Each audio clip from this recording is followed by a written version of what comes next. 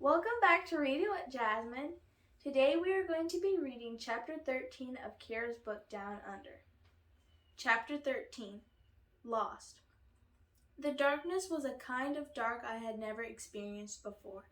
Darker than my room at home with my blackout shades. Darker than taking a walk on a moonless night. A complete and total darkness. But it wasn't silent. The darkness thrummed with my life. Chirps and grunts and flaps. Little feet skittering on dry leaves all around me. All the time I'd spent preparing for danger, planning so I'd be safe, and here I was with no light to help me find a path back home, and the temperature dropping with no way to keep warm. I had failed to stop Alexis, or even to help her. Alexis was right. I was nothing like Aunt Mamie. I had ruined Bean's chance of bonding with Mom. I had left the wombat pen open. I had befriended a predator and put the whole sanctuary at risk. Alexis was right. I wasn't cut out for animal rescue. I couldn't even rescue myself. "Hello!" I yelled. How far was I from camp? Was there a chance someone could hear me?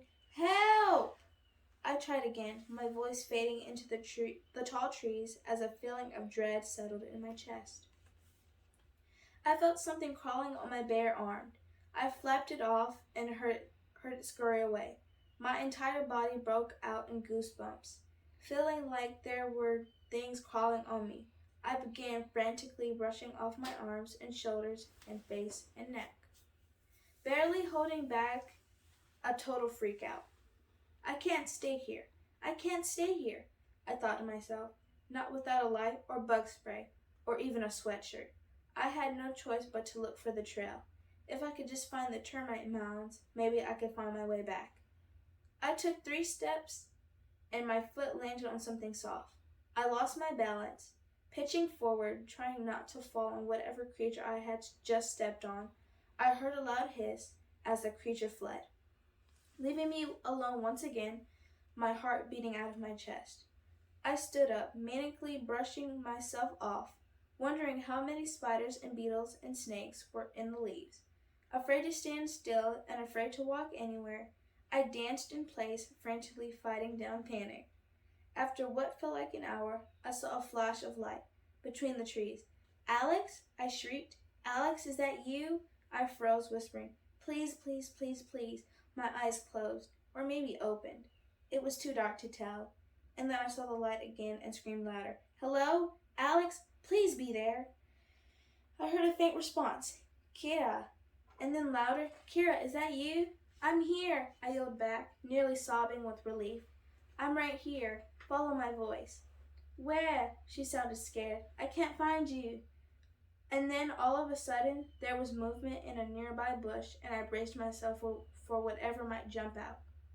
Relieved beyond words when it was Alexis carrying a flashlight. We ran to each other and hugged. Afraid to let go. "I've been looking all over for you," she cried. "I'm so sorry I kept going like that.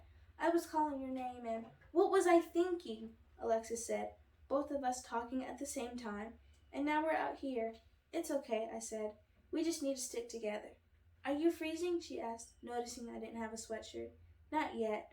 My frantic dancing had kept me warm, but now I could feel the sweat turning cold and clammy on my skin." "Do you know where we are?" I asked. How do we get out of here?"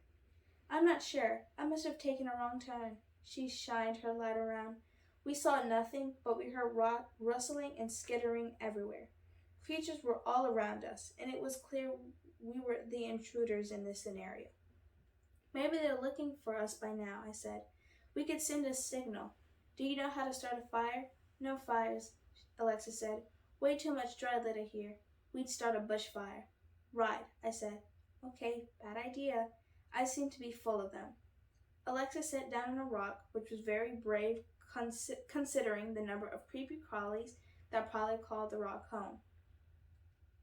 "Do you think if we aimed your light straight up into the trees, someone might see it?" I asked. "No, because they probably don't even know we're missing. Besides, we need to conserve the battery." Alexis shut off the flashlight but a second later flicked it on, shining it where a lizard was crawling near her knee. She leaped up and brushed herself off. Then she turned off the flashlight. We'll never find Boomer in the dark. He might even have gone into a burrow underground. Let's just stay here until it's light, and then maybe we can find our way back home before anyone notices that we're gone. We stayed that way for a long time, just standing there in the dark. Finally, Alex said, "Hey, I'm really sorry about everything I said back there. I didn't mean it." I stopped her. "You were right. I'm not anything like Auntie Mamie. It's my fault Daisy got hurt. I've put Boomer, Bean, and the whole sanctuary at risk." "We all make mistakes," Alexis said. "I mean, hunting for a wombat in the middle of the night wasn't my most brilliant idea," she snorted. "Don't be so hard on yourself. I know you like to be prepared, but sometimes things just happen." Yeah, she was right about that too.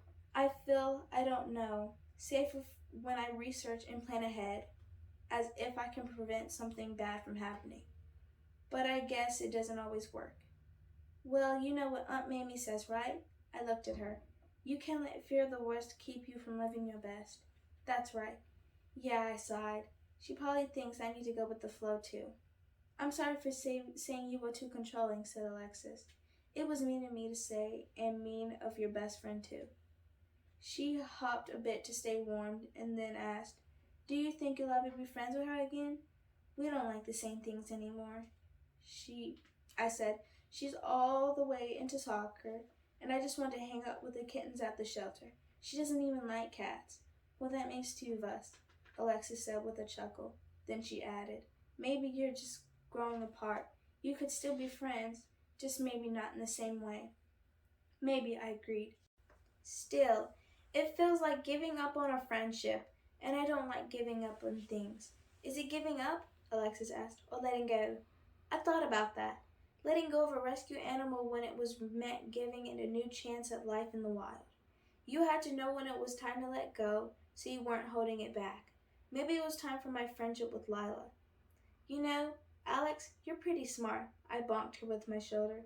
"That's really nice of you to say in this current situation." She linked her arm with mine. I smiled, remembering where we were and why. "Seriously, I'm sorry for not standing up for you earlier. It wasn't fair of me to hog Bean like that." "No, Kira." She turned the flashlight back on. "I was the one being a dag. My mom was right. You're the guest, and you should experience everything. I can feed our koala Joey another time." "You're so lucky you get to live here," I said. "Well, you know what? I wish Mamie and Lynette were my aunts, my real aunts." Shame burned my cheeks. "Alex, I should have never said that. You're all a family here. I was jealous." She leaned her head on my shoulder. "We're jealous of each other. Maybe it's because we have so much in common." We stayed like that for a few minutes, standing close to keep warm, when there was a big piercing cry that made us jump out of our skin. "Peacock!" we said together.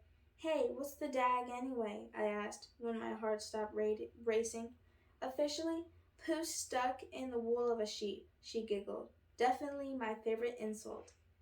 We stopped talking for a while. Every so often, Alexis turned on her flashlight to make sure we were safe from bugs and beetles and snakes. It was cold, and I began shivering out of control. I pictured my bed in the tent with my warm sleeping bag. I pictured cuddling little Bean. All at once, I heard a buzzing sound. It grew louder and closer.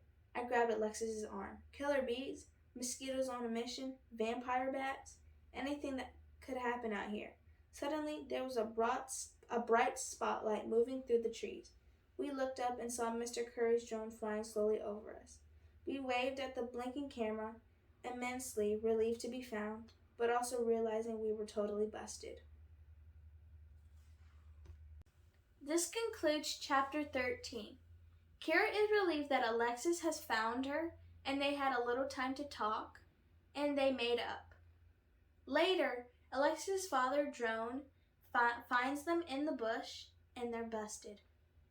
Stay tuned for Chapter 14.